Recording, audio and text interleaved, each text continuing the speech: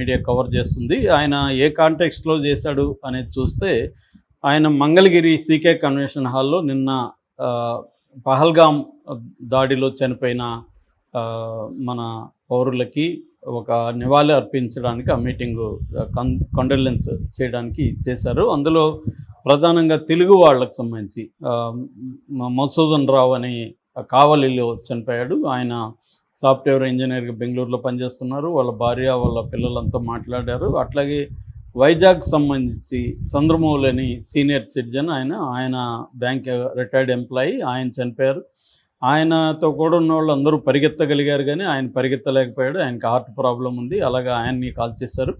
So వీళ్ళకి నివాళులర్పించడానికి plus Masood రావుకి దాదాపు 50 లక్షలు పార్టీ ఫండ్ కూడా, జనసేన నుంచి ఫండ్ కూడా నిన్న పవన్ కళ్యాణ్ ప్రకటించాడు.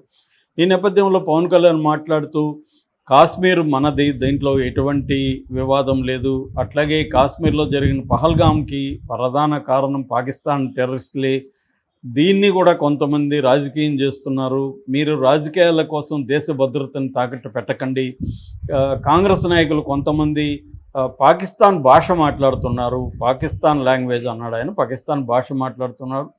సో ఇది పాకిస్తాన్ టెర్రరిస్టులు చేసిన దానికి, చేశారనే దానికి మీ దగ్గర ఏం ఆధారాలు ఉన్నాయని అడుగుతున్నారు. కాబట్టి అలాంటి కాంగ్రెస్ నాయకులు మీరు ఇక్కడ ఇండియాలో ఉండకండి, మీకు పాకిస్తాన్ మీద అంత ప్రేమ ఉంటే పాకిస్తాన్కి వెళ్ళిపోండి అనేది ఆయన మాట్లాడాడు. సో మామూలుగా ఆయన మాట్లాడేది చూసినప్పుడు ఎవరికైనా ఇది న్యాయమే కదా.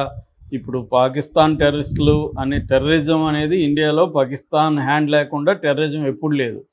మనకి 93 అటాక్స్ చూసినా, దాని తర్వాత 2008లో 26/11 ముంబై అటాక్స్ చూసినా, దాని తర్వాత పార్లమెంటు మీద 2001లో జరిగిన అటాక్స్ చూసినా, 2016లో చూసినా, 2019 పుల్వామా అటాక్ చూసినా, అన్నిట్లో కూడా ఖచ్చితంగా పాకిస్తాన్ హ్యాండ్ అనేది మనకు క్లియర్గా కనిపిస్తుంది.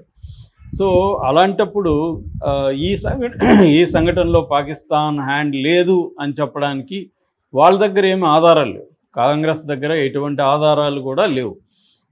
అట్లాగే వీళ్ళు పాకిస్తాన్ ఆర్మీ అని చెప్పడానికి ఆల్రెడీ 2 పేర్లు కూడా, అలీబాయ్ అని, తర్వాత మూసా అని, హసీం మూసా, వీళ్ళిద్దరు పేర్లు కూడా ఆల్రెడీ ప్రకటించింది మిలిటరీ కానీ మన ప్రభుత్వం కానీ. వీళ్ళిద్దరూ పాకిస్తాన్ వాళ్ళు. అందులో హసీం మూసా అనే వ్యక్తి ఆల్రెడీ పాకిస్తాన్ ఆర్మీలో కూడా పనిచేస్తాడండి. రెండవది అసీం మునీర్, ఎవరైతే పాకిస్తాన్ చీఫ్గా ఉన్నాడో అతను 2-3 రోజులకు ముందుగానే అతి తీవ్రమైన వ్యాఖ్యలు చేశాడు. పాకిస్తాన్ మన జీవనాడి, అది మాది, కాశ్మీర్ మాది అనేది అతను క్లియర్గా చెప్పాడు.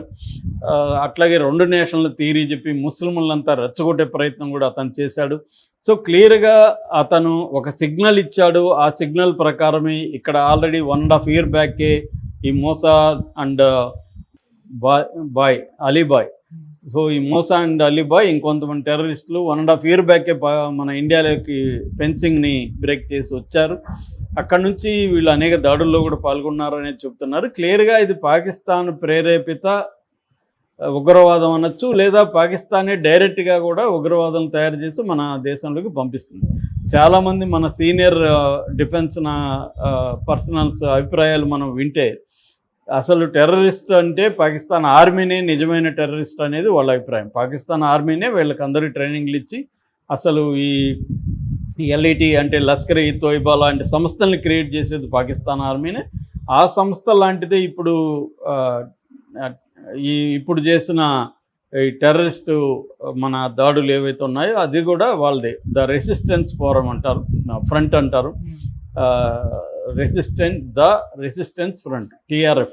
ఈ TRF అనేది కూడా లష్కర్ ఈ తోయిబా వాళ్ళ ఆర్గనైజేషన్ అనేది చెప్తున్నారు. సో ఈ నేపథ్యంలో కాంగ్రెస్ వాళ్ళు ఇలా మాట్లాడడం మీద చాలా విమర్శలు వచ్చాయి. ఆ యాంగిల్లో పవన్ కళ్యాణ్ మాట్లాడిన దాంట్లో తప్పు లేదు. కాకపోతే పవన్ కళ్యాణ్ మాట్లాడిన దాంట్లో కొన్ని ప్రాబ్లమ్స్ ఏంటంటే, కాంగ్రెస్ పాకిస్తాన్ని ప్రేమిస్తుందని చెప్పడం తప్పు అది. ఎందుకంటే మోడీ ప్రభుత్వాన్ని ప్రశ్నించిన వాళ్ళందరూ పాకిస్తాన్ని ప్రేమించినట్టు కాదు. దీంట్లో కొన్ని లోపాలు ఉన్నాయి, భద్రతా లోపాలు ఉన్నాయి. రోజుకి 4,000 మంది యాత్రికులు అక్కడికి పహల్గామ్కు వస్తుంటే వాళ్ళకి ఎందుకు భద్రత కల్పించలేదు? పైగా అక్షర్ధామ్ యాత్ర కూడా స్టార్ట్ అయ్యేదానికి రిజిస్ట్రేషన్స్ కూడా మొదలైనాయి. అక్కడ సెన్సిటివ్ ఏరియా అనేది తెలిసి కూడా ఎందుకు లేదు అన్నప్పుడు మనకి క్యాబినెట్ కమిటీ ఆన్ సెక్యూరిటీ మీటింగ్లోనే ప్రభుత్వమే తన వైఫల్యాన్ని గుర్తించి ప్రకటించింది కూడా. అవును తప్పు జరిగింది అనేది చెప్పింది. కాబట్టి దాన్ని ఎందుకు తప్పు జరిగింది, ఎవరి వల్ల జరిగింది అనేది కాంగ్రెస్ నాయకులు కొంతమంది అడుగుతున్నారు. ఎవరైనా